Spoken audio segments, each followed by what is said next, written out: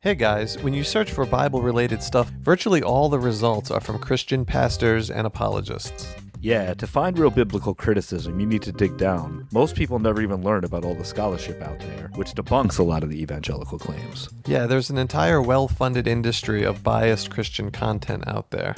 Our show tries to offer a counter-argument to them, but we rely on our listeners to keep the show going week after week. If you'd like to support the show, please check out our Patreon at www.patreon.com/Skeptics Bible Project. Thank you to all those supporting us. We hope you enjoy the show. I'm John. And I'm Ben. And this is the Skeptics Bible Project. We read the Bible so you don't have to. I don't care too much for preachers. I don't like to go to church. But I'd hate to meet St. Peter when my body leaves this earth.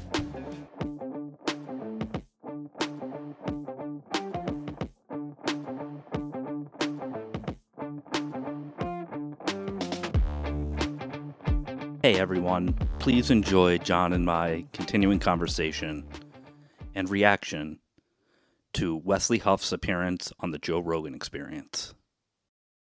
Joseph Smith in the King's Follett Funeral Discourse.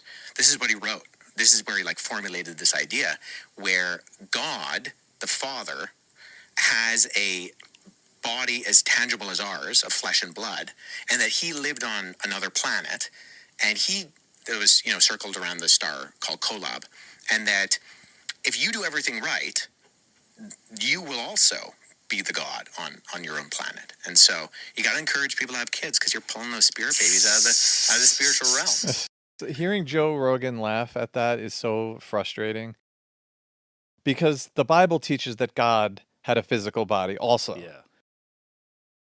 That's not unique to Mormonism.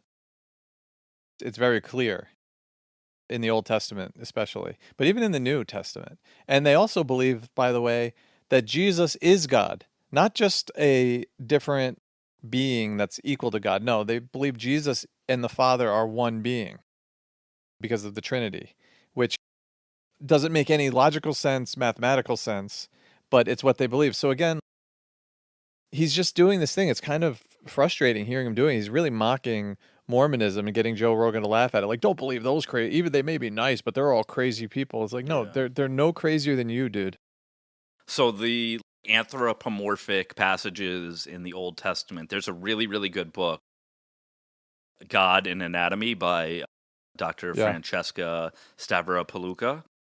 I think that's how you say her last name. If I got it wrong, I apologize. It talks about the ideas of how God's body is conceived in the Old Testament, like his footstool being in the temple, because they literally were obsessed with God's feet, or the way his presence would fill a room, or descriptions of El with the long beard and the white hair, sort of like the way that we think of God.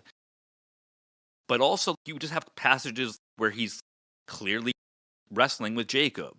He's walking in the Garden of Eden. Right. So you definitely have this sense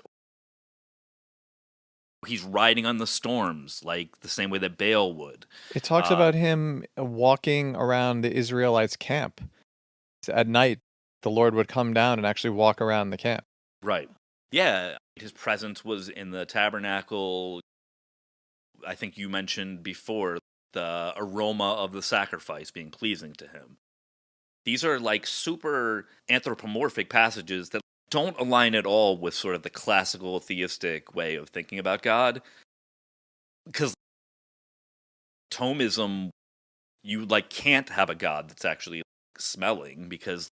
So anyway. It says that man was created in the likeness of God. What it really literally means is God created man to look like he looks like. Yeah.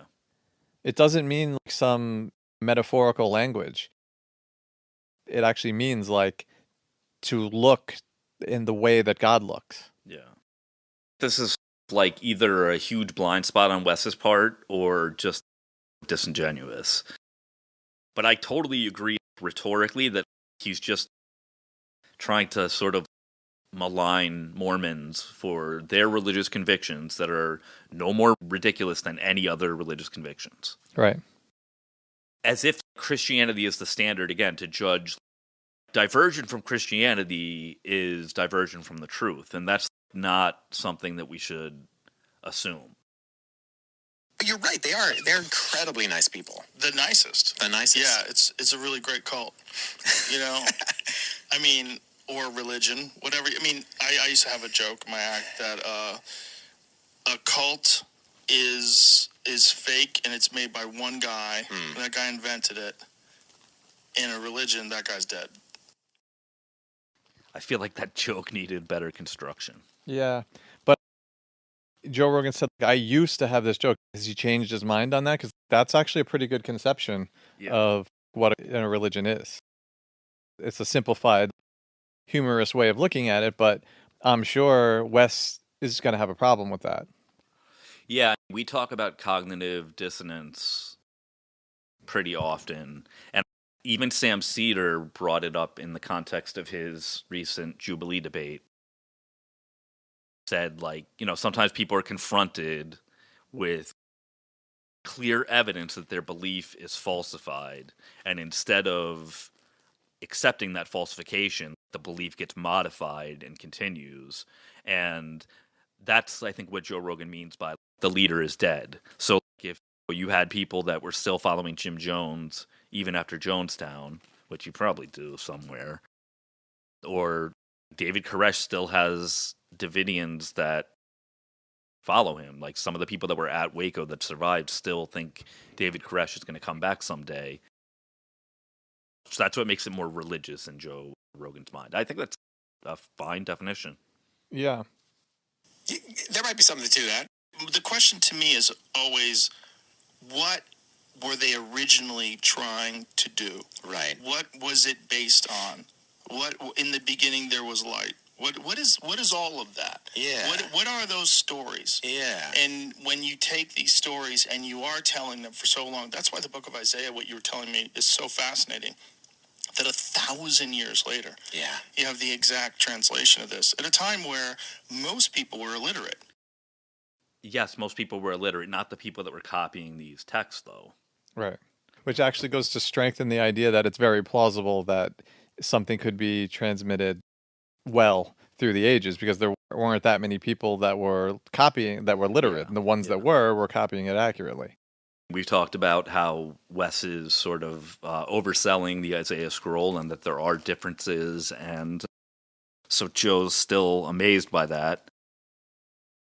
The other thing that I just wanted to just mention is I wish that Wes would have explained, and maybe this is because he's an evangelical, he doesn't hold to this, but given a little more explanation. What did Joe say? In the beginning, let there be light? Yes. Explaining that even though that text is talking about the first event in Genesis, that's not our earliest text. So It wasn't like that story was formed first. Actually, that creation is a later creation story. And the story with Adam in the garden is an earlier version of the story.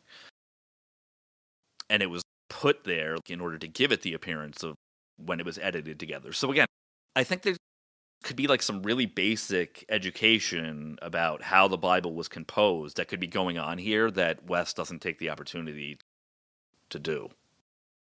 I feel like we're kind of in an alternate universe. It used to be people who were naturally curious about these things, they would get an education, go to school, get trained for years, and all those type of discussions would happen there.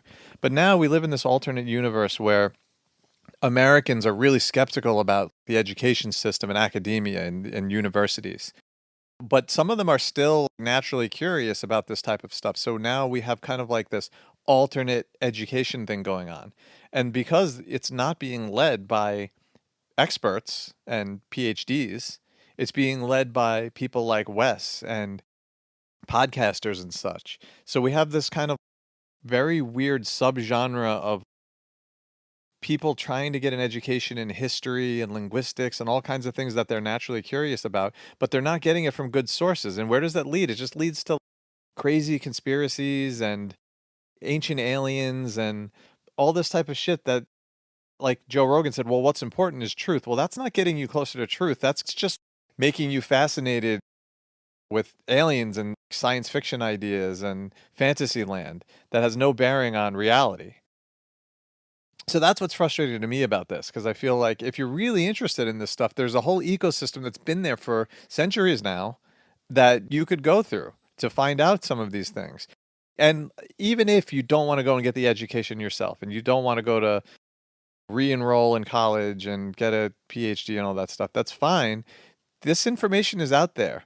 A lot of these universities will put their material online, and there's courses you can take for free, and there's books you can read for free.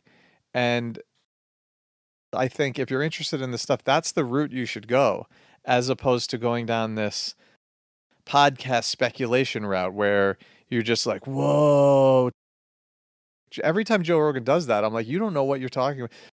Like, some of the things he went, whoa, to were not even like fascinating things. That's why it almost seemed like he's not really paying attention. But that's just my 2 cents on this. Yeah, I agree. I think that the importance of teaching critical thinking is even more crucial now than it ever has been, because just the overwhelming amount of information that's available, that even to figure out who's the real experts versus some sort of false information, or being able to critically think about what you're reading, formulate questions. Because I think, like, there could be ways that this new information economy, or this new environment full of information, could be super positive. But we need to train people to think critically. And it's not just a matter of, I listen to this podcast and this guy sounds like he knows what he's talking about, so I believe what he says. It's, if you teach people to think critically, then they're able to gauge what's a good source versus a bad source, because it does kind of transfer. A lot of the stuff that we do on this show, hopefully, when you're thinking about reading a source, what are the author's concerns?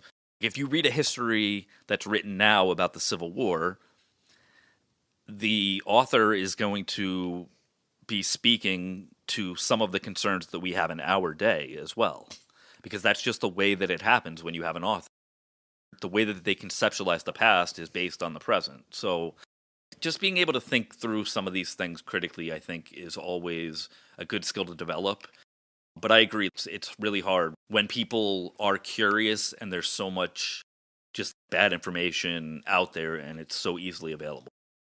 It's like when I was a kid, a lot of other kids were really interested in what was then the WWF, which is now, what is it, WWE or something? Mm-hmm.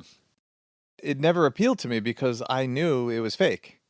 So yeah, with this information, it's exciting to think about aliens and a lot of the fanciful ideas that they're speculating about, but it's not true. And to get closer to truth, you want to talk to the experts, the people that know what they're talking about. And then it becomes way more fascinating, because now you're dealing in a realm of getting closer to what actually happened in the past.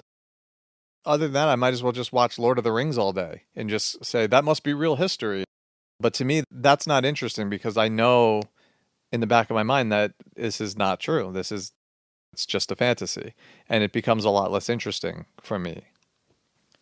I also just think that Christian apologetics in general sort of moves towards this direction of a really superficial knowledge of a bunch of things in order to make a rhetorical case. Yeah. Maybe I'm being unfair, but I hear people on TikTok all the time that are talking about quantum physics, proving God, and it's like they don't know what they're talking about. They don't know what they're talking about when it comes to quantum physics, and they can't even actually explain how it would prove God. Or people that follow a philosophical script where they're just going through point by point, but if you actually critically engage with them, they don't really understand how these logical steps follow each other. So people are really interested in like the rhetoric of seeming like you're right and having points to affirm your own position as opposed to being able to think critically through what is actually the most appropriate conclusion or thinking through the arguments. Actually understanding what they're saying as opposed to just having something that sounds like a defensible excuse for Christianity. Yeah, I think that point you made is a really good one, that for a lot of Christians, I wouldn't put Joe Rogan in this category, but I definitely put Wes in this category and a lot of Christian apologists, where the reason for the studying is not you have a natural curiosity about the world or you want to learn more about history or science or whatever. The reason you're studying is so that you get little factoids, or maybe more than little factoids, like strong arguments even, just to support the conclusion that you already had. He's just trying to get information that backs up the thing that he was taught when he was a baby. His entire life he's believed this, he was taught that. And as he got older, he didn't really question it and say, let me really look at the history. No, it's a giant exercise in confirmation bias, which we talk about all the time. He just went out and searched for arguments that he could use to support the thing he already believes. And I think that's just fundamentally a flaw in reasoning. It's not just a flaw, it's like a critical flaw. You can't even get to truth using that methodology. Yeah, and it may make you cool on social media when you're arguing with people, but it's definitely not going to get you to the heart of whatever you're trying to figure out. And we said a lot of this stuff about Josh McDowell. If anyone's interested, go back and listen to that series we did.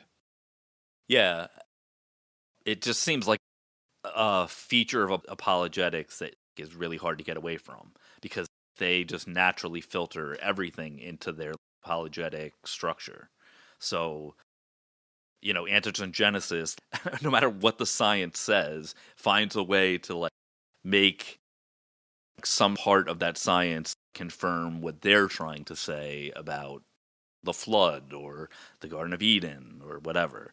And that's not the way that it should work. Well, anyway, I think we've beat the dead horse, but yeah, absolutely. I mean, it's only really been recently that we have the levels of literacy that we have today. I mean, this is part of the reason why you have these long spans of time between, like, when people live and then the ancient biographies that start to pop up about them, is because most people are just illiterate. But to imagine how crazy that is, that something in a time where there's no printed press and something that had been passed on for so long as an oral tradition is exact word for word written. You find in a cave in Qumran. Yeah. He's really enamored with this idea. And also, I don't think Isaiah was passed on by oral tradition.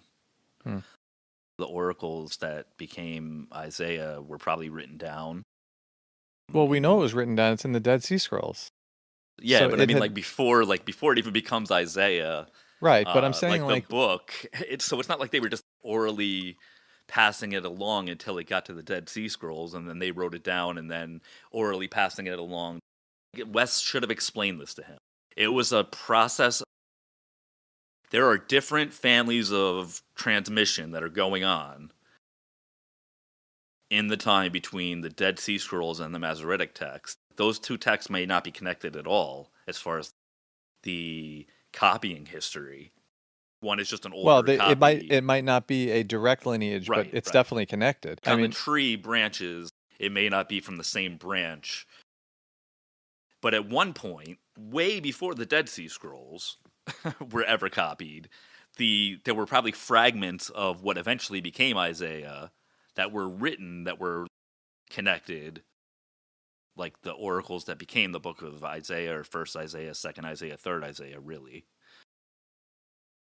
So again, I just think that this was what Wes wanted, in my opinion, and this is what Wes got. He wanted Joe to be amazed by this miraculous transfer of the text and the accuracy of it, and he doesn't really care if Joe Rogan is not really understanding how this process actually works. Right.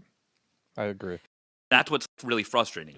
Does Joe Rogan know that the Jews meticulously transcribed their texts? That was their job, their career. Night and day was to take a text and then accurately write it down and copy it. And that's a process that the Jews were particularly good at, and the early Christians were not as good at it, Yeah. which is why within Christianity we see way more divergence in text than we would with Isaiah, for example. Yeah, the earliest Christian scribes were probably professional, probably enslaved people. I mean, professional, quote unquote, but they weren't trained in the process of scribal transmission the way like scribes were trained in medieval time, and they weren't trained like the Levites were trained in the Hebrew Bible.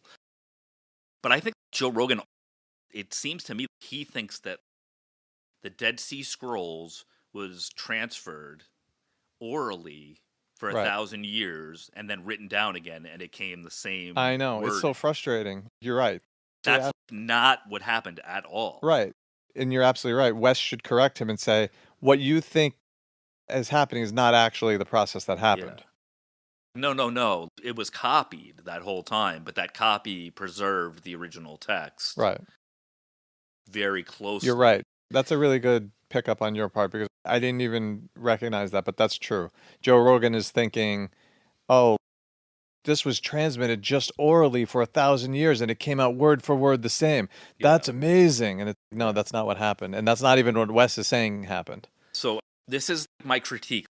You're getting your chance to go on the biggest platform in America, Christian apologist. Just please.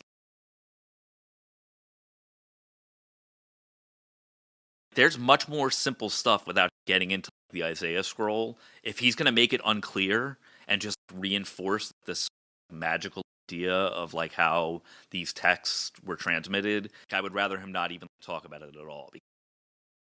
Actually, Ehrman's work has really shown how problematic this idea of this text being preserved and passed along is. And I think pretending that it's oral tradition that's doing that is... Oral tradition is really complicated. We're not even talking about oral tradition. It gets modified way more than just like scribes copying it. But I just really wish that Wes would have made this more clear to Joe Rogan because it obviously amazed him. And I think that Wes was probably happy, like, wow, Joe Rogan is really taken in with this Isaiah scroll. Right. I mean, up until the discovery of the Dead Sea Scrolls, the New Testament manuscripts predated the Old Testament manuscripts by a long shot. Really? Yeah, because the Christians were less discerning in their proliferation of written documents. So the Jews had this whole system where you had to be a trained scribe, and they were very, very careful with the procedures that you went through. Whereas the Christians were like, we want to get this thing out as fast as we can, as often as we can, which had a lot of benefits in that, like, their goal was a proselytization and evangelism, and that worked. But the downside of it was that you get really messy copies, where you have copies all over the place, but human error gets involved with like spelling differences and additions, deletions, mostly for completely like understandable reasons. But we actually have manuscripts where we know the person copied it and they didn't know how to read it because they make mistakes that you wouldn't make if you knew how to copy. There's this really great example of a guy who copies, I believe it's the genealogy of Matthew, and he's looking at a manuscript that has 2 columns, and he's copying it from left to right, and he's copying it like this, whereas it's like the column you go down and then the next column. So in the genealogy of Jesus, he's got all the wrong people begetting all the wrong people. Oh. And you're like, you wouldn't do this if you knew how to read. I don't have much to say to that other than the genealogies, even if you accept them, it doesn't match up with the genealogies in Luke anyway. So you still have all the wrong people begetting all the wrong people. Yeah, it's kind of funny. Just because we know that the genealogies are so problematic as far as actually aligning with one another. I mean, Wes is sort of doing our job for us here because he does give kind of an honest assessment of Christian scribal practices, and I think it's good to recognize that they were a lot more sloppy. there's good reasons for thinking that there could be a lot of mistakes in the Christian texts, or that we can't really know what mistakes are there because some of the scribes didn't know what they were doing. Right. But ironically, with the Christian manuscripts, because we have so many, it's actually because of the mistakes that we're able to trace the text back with a high degree of confidence. Because if you have copies that are floating around, North Africa and places like Egypt, and then you have copies in Syria, and you have copies out into Asia and into Europe and the British Isles, when mistakes pop up, they're geographically located. And because you have so many, you can compare and contrast them and figure out, okay, well, this obviously happened here at this time, and you can pinpoint those things. So this is a field called textual criticism, where we do this with all ancient documents. Like the Bible is a more kind of fleshed out field of textual criticism because we have so many manuscripts. But we do it with, Marcus Aurelius. We even do it with Shakespeare with the different copies. Because if you only have one copy, you have to trust that the person who copied that got it right. Right. Yeah. Which is the issue that we have for the Beowulf. We only have one copy of Beowulf. And so we don't know what it looked like prior to that. So we just kind of accept that, okay, this is Beowulf. Like, there's no way to compare and contrast the tradition of the manuscripts of Beowulf. That's why I'm starting the quest for the historical Grendel. We're going to examine the evidence for the historical Grendel from Beowulf. I mean, the infographics, man, it was pissing me off, but we can get into that later. Okay. Some of the stuff on there is ridiculous.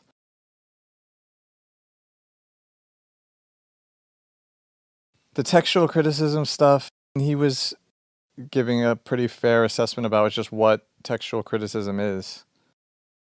Yeah, I think he probably says, or maybe he mentioned, but I think it's always important to remember that our copies are usually pretty late. Most of the early copies we have are incomplete or fragments. So, Wes is talking about the huge number of manuscripts that we have, but a lot of them are from the Middle Ages. So I think it should be noted that he was fair with what he said about how the Christians weren't as meticulous at copying their text. But I think it's interesting because he believes that all of that text is the word of God. So why is Isaiah, according to him, preserved so perfectly but not the Gospels? I think it creates a problem for his underlying argument about the miraculous transmission from the Dead Sea Scrolls to the Masoretic text. So I don't think he's a biblical inerrantist, because I think that he knows enough about how the texts are transmitted that he realizes that there's variations. But I think he gave the impression to Joe Rogan of something that he doesn't necessarily actually believe. He tried to imply that it was sort of miraculous and then let Joe believe that it was sort of miraculous, even if he would explicitly say, oh, no, I'm just talking about how accurately it was transmitted. Because, yeah, and I feel like a lot of pastors and churches do that exact thing. Yeah. If you're left with an incorrect perception, but that incorrect perception is something that bolsters your belief, then it's fine to just leave that. They're not going to go and correct it. To the point where it's almost deceptive in the way it's delivered. Well, I didn't explicitly say such and such, but they came out believing that, and that's fine. That's kind of the mentality here. Yeah, from what I've seen, and I think that's pretty normal, apologetics, and Wes does that a lot. Gives you an explanation that maybe leaves you with more of an impression than the sum of its parts. Right. Copied versions of it and comparing errors and going back, and you're talking about so much time. Yeah. So much research. It's legwork. And fortunately, in the modern era, we get computers involved, and that cuts out a lot of just manpower. I would like to see AI get to the bottom of all this. At the Center for the Study of New Testament Research in Munster, they're actually, it's called CBGM, the Coherence-Based Genealogical Method. And it's tracing not manuscripts, but readings within manuscripts and finding the relationships between the different ones by like computer models.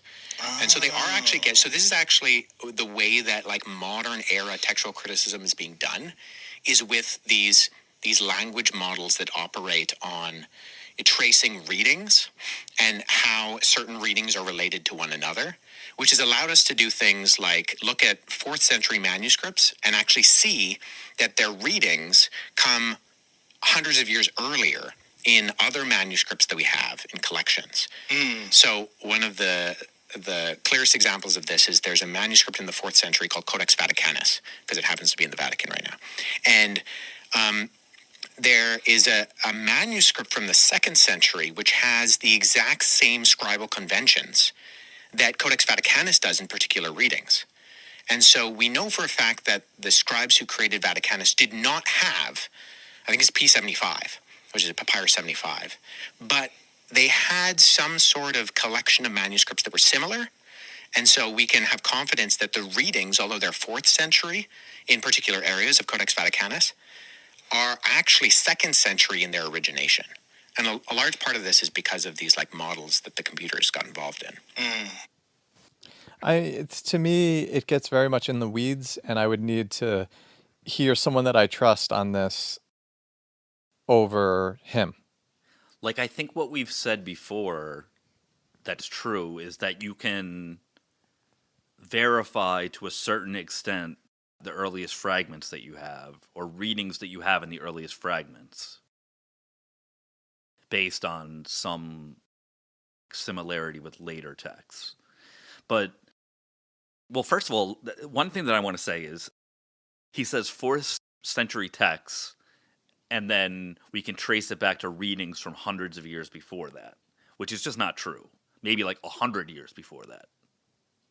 Because the 4th century, we don't have text from, we barely have text from the 2nd century. Right. And we don't have text, we have fragments, basically. Yeah, it was hard for me to decipher exactly what he was saying. It sounded like a computer model found similarities. So he's drawing the conclusion that the transmission process is more solidified and more accurate because it seems like these 4th century people must have had a collection from the 2nd century. Yeah, I'm very confused because it seems to me like if you have a fragment from the 2nd century and a page from the 4th century, you can verify that the reading on the fragment is the same as the reading on the page, but like, does that mean that everything else is the same? I don't think that follows. Yeah. I think part of the reason I zone out a little bit when I hear him talk, maybe this is a problem on my part, but like he has lost credibility to me, so I'm not really listening to any scholarly claims that he's making, because I have people I can go to that I trust on that. So I would hear what he's saying generally, and then I would go to someone I trust and say, hey, tell me about this computer model thing that they're doing in Germany and what has it found? Because I know Wes is obviously always going to spin it in an apologetic way. I was just looking through his infographics on his website, and some of it is ridiculous, and the way he's spinning it. But again, he's putting it out there like, I'm just an expert, I'm just a scholar. It's like, just admit you're a pastor. You're basically trying to convert people, and you're not giving them the full picture, and you're twisting everything to suit your bias. Yeah, and fully participates with all those other apologists too, like Sean McDowell and William Lane Craig. And these guys, they just come out again and again through the years, and there's always a new package, a new angle to hit it from, so that they can get credibility in the secular world. That's why they're so happy that Joe Rogan had him on, because it's like, oh, he's actually making it out there and into the secular world. But it's just more repackaged Josh McDowell, Lee Strobel stuff. Yeah, very frustrating. Wow, that is so fascinating. I think I'm going to cut Joe Rogan being like, whoa, and just put that in between every single thing that Wes He does says. it at times that aren't really appropriate for that kind of reaction. That's why a part of me feels like he's either not paying attention. He might not understand what's going on either. He's just Well, I think that's definitely true. I better make sure I say whoa, or else they'll know that I don't know what's going on. He's like, well, there's a team of people in Germany, and they're actually using computer models. Whoa. Like, basically, that's what's happening here. Yeah. There's computers in Germany? Is that what you're telling me? Wow, that is so fascinating. Now, when they're going over things like ancient Sumerian and they're reading things like the Epic of Gilgamesh, like when you one of the things that's been compared quite a bit is the Epic of Gilgamesh and the story of Noah and the Ark, the Great Flood. There seems to be some parallels. Yeah. Like, how close is it? In some ways, it's very close, and in other ways, it's not. So that's the story of Upnapishtim, which is kind of a side story in the Epic of Gilgamesh, where Gilgamesh he realizes his mortality, and he's trying to find eternal life. And there's this guy, Upnapishtim, who he runs into, who tells him this story of the gods gifted him with eternal life because he saved all the animals on a boat. And so there are actually parallels between that and, say, the Genesis 6 Noah Ark story. In, like, making a big boat, putting all the animals on it, and then they get off and they make a sacrifice to, in his case, the gods, and in the Bible, God. And I think what you're looking at there is probably a cultural remembrance of something that did take place. And so you have these adjacent cultures who they're existing within this framework of the ancient Near East, and you're seeing these kind of parallel echoes of things that actually did happen. Oh, man. I mean, he immediately goes to the apologist route on that. The first option he's giving Joe Rogan is not that, well, there was an earlier account called Gilgamesh, and then later Jewish authors wrote the story of Noah, probably borrowing from that story. Instead, he goes to the more fringe idea that this was a real historical event and all these different cultures wrote it down in their own way, and that's why we have two similar stories. I think the truth of it is there may have been some sort of historical flood in the Middle Eastern region that stories sprouted up again. But the similarities between Noah and Gilgamesh are too much to account for them being completely separate traditions. And I think most scholars will agree with me that there is a progression between Gilgamesh leading up to the biblical story. This is like some of the stuff that he got into with Billy Carson in the debate. And I think Wes was actually better in that debate when he was talking about the Enuma Elish and the similarities between the creation story. Because clearly there's a knowledge of this other literature or these other tropes that are in ancient Near Eastern literature. And clearly the biblical authors are riffing on it, doing their own modification of these stories for their own purpose, either a cultural critique of their neighbors or to affirm a sort of monotheistic theology, or we talked before about different mythology that is created to explain the reason things are the way they are. Well, the reason we have rainbows is Right. God commemorating by shooting his bow and arrow across the sky, commemorating that he would never kill the whole earth before. You said the idea that it's based on a worldwide flood that is reflected in Gilgamesh and also in the Noah story. I don't think there's anyone that takes that idea seriously. Right. And again, he's coming on there as some kind of expert. And he's leaving it so vague that that's obviously what Joe Rogan's going to take. Yeah, there was a flood and stories recorded. Clearly, the similarities in the two stories is problematic for Wes Huff's entire position, which is why Joe Rogan was interested in that. And right away, he's like, yeah, there are some similarities. No, there's a lot of similarities. And I have a chart here outlining some of them, and I'll go through it. So in the Epic of Gilgamesh, The gods decide to destroy humanity with a flood because humans were too noisy and disruptive. Whereas in Genesis, within the Noah story, God decides to destroy humanity because of their wickedness and corruption. In Gilgamesh, the god Ea warns the name, I can't pronounce the guy's name, Utnapishtim, a righteous man. He warns this righteous man about a coming flood and instructs him to build a large boat. In the story of Noah, God warns Noah, a righteous man, about the coming flood and instructs him to build an ark, which is a boat.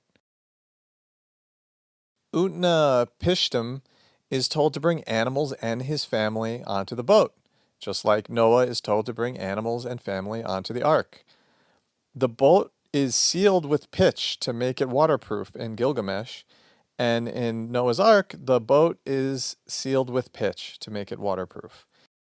There's a massive storm and flood to cover the land, wiping out humanity in the Gilgamesh story. There's a massive storm and flood to cover the land, wiping out humanity in Noah's story. The boat comes to rest on Mount Nisr after the waters recede. And in the Noah story, the ark comes to rest on Mount Ararat after the waters recede. Utnapishtim releases a dove and a swallow and a raven to check if the land is dry. Noah releases a raven and a dove to check if the land is dry. And afterwards, Utnapishtim makes a sacrifice to the gods after leaving the boat, and Noah makes a sacrifice to God after leaving the ark. And to end, the gods, particularly Enlil, regret the flood and grant Utnapishtim eternal life. And with Noah, God promises never to destroy the earth by flood again and creates a covenant with Noah marked by the rainbow. So the stories are incredibly parallel. And to say, oh, well, those stories are not literarily connected. They're only connected by a true event of history. That's what he's saying there. And that's absurd. Like you said, I don't think there's any literary scholars or historians that will accept that position. But again, I have to stress this, he's on the largest podcast in the world spouting this bullshit out to people that are buying it. And that's why I get frustrated with it. Yeah, I mean, scientifically, there would not be a global flood. So that's just one thing. He's just not making it clear what he's saying. If he's saying there was some catastrophic flood event in the ancient Near East that traumatized the people living there, that tradition or that memory was carried on throughout time, and it was first written down in Gilgamesh, or the flood epic that gets interpolated into Gilgamesh, and then eventually it becomes further expanded in the Hebrew text. I think that's plausible. Fine. It's pretty clear that there's, if not direct literary reliance, they're relying on tropes that exist in this area at this time, like an epic story of a flood, making sacrifice to God, taking all the animals on the boat. These were obvious literary tropes that are incorporated into the Noah story. Also, Wes is not being honest about the composition of the Noah story. What he should be telling Joe Rogan right now is we actually don't have one story of the flood in Genesis 6. Like, we have multiple stories of the flood that have been interwoven together. Right. Because that's what most scholars think. And that's even what if you reject the documentary hypothesis or the neo-documentary hypothesis. And that's what a real biblical scholar would be talking about. Yeah. All you have to do is read the story and you say, well, here he's saying to take this many animals on the boat, and here he's saying to that many. So to pretend that it's reflecting some history that we say with the Gospels, this disciple was standing over there, and this guy was standing over there, and they heard it a little differently. No, that's not what we're talking about here. We're talking about how you construct an epic story in the ancient Near East, and the tropes that were used, and if you want to look at the Hebrew text, the most interesting thing is to start looking at its component parts to see the way that they fit together, because it's not even one consistent narrative. I think, because you're right, he's not clear with what his position actually is. He leaves it just ambiguous enough so that you can take it as miraculous as you want. But I think to be the most charitable would be to say that what he's saying is, well, he never made a claim to the global universal flood, but he's saying that there was some kind of real catastrophic event that inspired both stories. But the real claim that he is definitely making is that they're not literarily connected. And that's what I think is absurd. Because, yeah, I think it's true that it's very possible that the Noah story did stem from some sort of actual flood, that legends grew about this big flood in the region. And I think Gilgamesh probably was first. So I don't know if it was the first one written, but of the two stories that I'm talking about, I think Gilgamesh predates the Genesis account. And I think it may have been based on a real thing. But to say that it's not connected literarily to Gilgamesh is crazy. He's like, there's some similarities.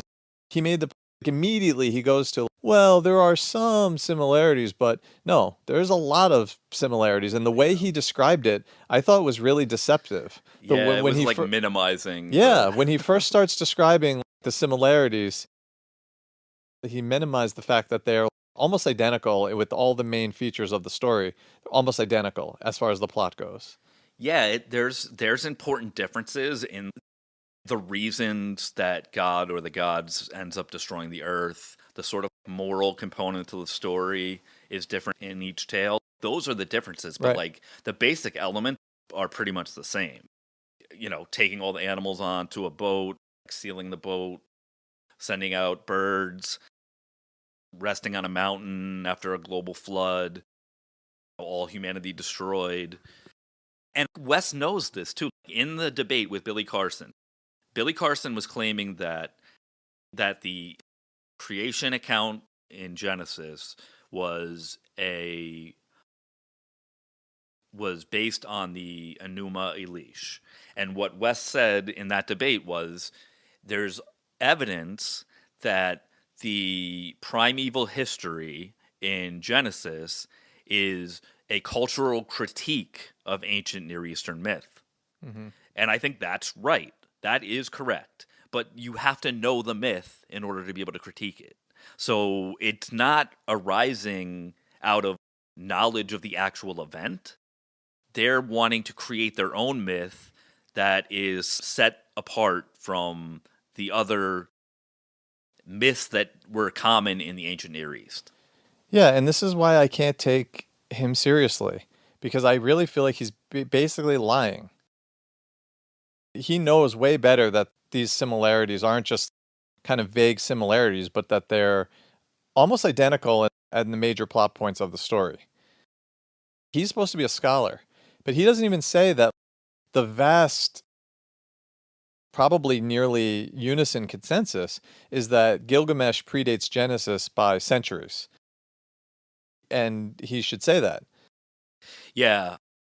The way that he phrased it and framed it was, if he didn't mean it to be, it ended up being very deceptive. And tying it to some historical event is besides the point. It's not to him, though, because he's an apologist. Ultimately, what he's trying to do is trying to seem like a reasonable, scholarly, kind of secular person, but what he's trying to do is steer everyone into believing in even the most fantastical claims of the Bible. Yeah, this exchange actually had me really frustrated because such a crazy claim, like a claim that like most Bible scholars will not even make, that these are tied to a historical memory as opposed to created from, different cultural motifs. To be honest with you, he's probably a young Earth creationist. I don't know. I'd have to research that. But he's given a few hints through here that he believes in some of the most difficult to accept Christian viewpoints about the history of planet Earth. The Skeptics Bible Project is a John and Ben production. with intro music by John Lobker. Support us on Patreon at patreon.com/Skeptics Bible Project and follow us on all social media platforms at Skeptics Project. Got questions or comments? Email us at skepticsbibleproject@gmail.com.